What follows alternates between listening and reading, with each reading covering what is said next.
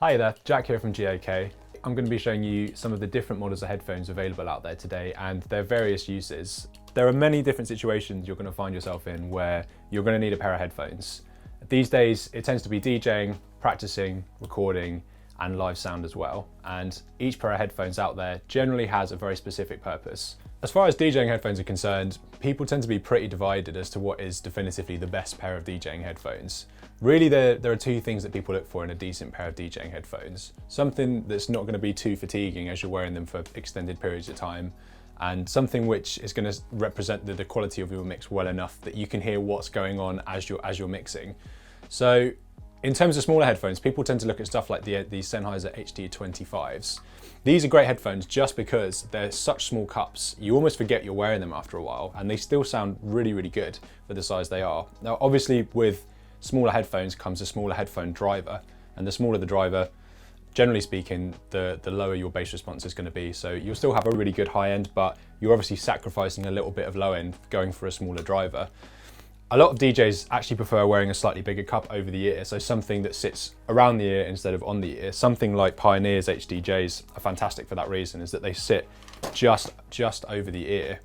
And another really, really important factor that DJs look for is something that you can adjust. And a lot of people, when they're mixing, they'll sometimes just have one cup over their ear so that they can hear what's coming out through the booth. And it's really nice to have something that you can sort of just twist away as you're listening to one cup. Now, not every pair of DJ headphones does that, but having the option to twist stuff either 90 degrees or sometimes even 180 degrees, just so you can have half your ears on the mixer and half your ears on the booth, can be really, really helpful.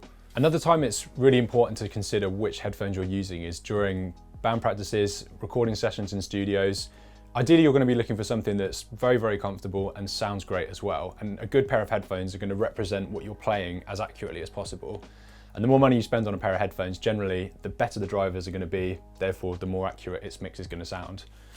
The other thing that's very important to consider is how comfortable they are. So if you're going to be wearing these headphones for hours and hours at a time, you don't want to be wearing a pair of headphones that feels like it's compressing your head. So a lot of practice headphones, they're designed to be as comfortable as possible. And a lot of the time they'll have some sort of detachable cable on the bottom. So after hours and hours of practicing and many sessions, the first thing that tends to break on headphones is the cable.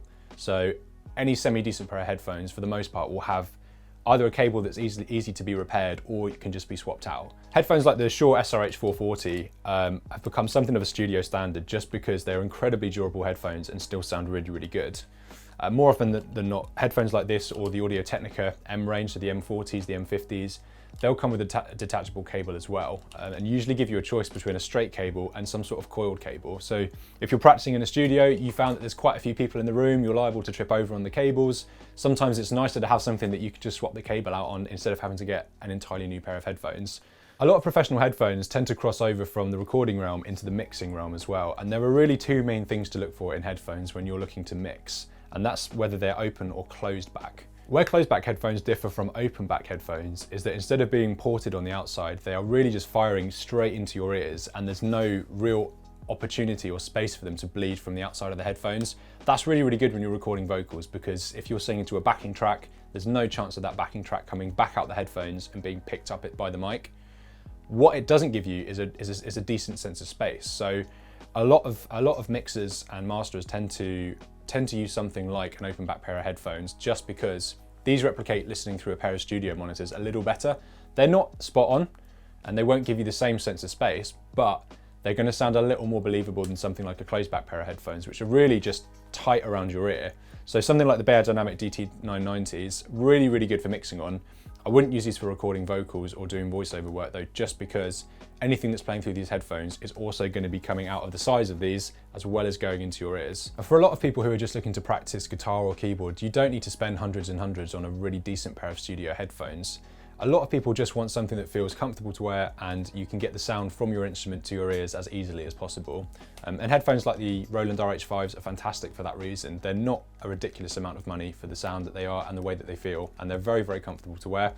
I've had a pair of RH5s for years. I bought these when I first started getting into keyboard. I still have them today as a backup pair of headphones. It never hurts to have a spare pair if you're recording with other people, but they're a fantastic pair of headphones just to practice with. An often overlooked subsection of headphones are in-ear monitors, and this is a category of headphones which a lot of people aren't going to get into until they're starting to play live. In-ear monitors, generally speaking, are going to be slightly smaller. They're more like earbuds than they are actual headphones, and they're worn by musicians on the stage so that they can hear what they're playing a little easier than just putting a speaker in front of them. And especially when you're playing in larger groups, you want to be able to hear maybe just the drummer, just the bass player. You don't want to have all of the band's sound fired right back at you.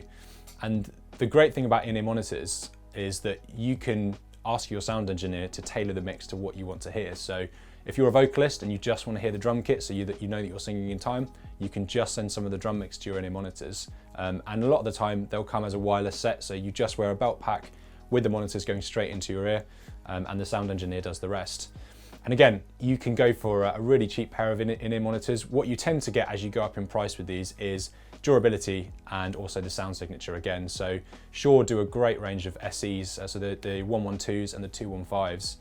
Fantastic in-ear monitors, very, very popular for live use just because they're super hard wearing and they sound very, very good as well. So as you move up in their range, you tend to find that you'll get better low end, better high end as well. So especially if you're just listening to a particular part of the band, maybe just the bass player or just the vocalist, you can sort of tune into that a little easier.